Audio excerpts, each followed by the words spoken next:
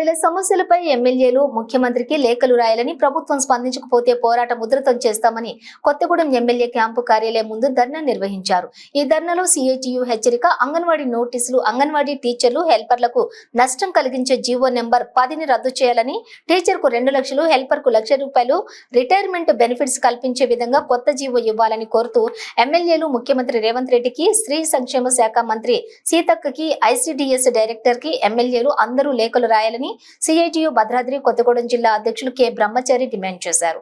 Telangana anganwadi teachers and helpers union CITU ఆధ్వర్యంలో రాష్ట్ర వ్యాప్తంగా ఎమ్మెల్యేల కార్యాలయాల ముట్టడి సందర్భంగా కొత్తగూడెం ఎమ్మెల్యే క్యాంపు కార్యాలయం ముందు సిఐటియు ఆధ్వర్యంలో అంగన్వాడీ టీచర్లు, హెల్పర్లు ధర్నా నిర్వహించారు. ఈ సందర్భంగా సిఐటియు జిల్లా అధ్యక్షులు కె బ్రహ్మచారి మాట్లాడుతూ, ప్రభుత్వం స్పందించకపోతే పోరాటం మరింత తీవ్రతరం చేస్తామని హెచ్చరించారు.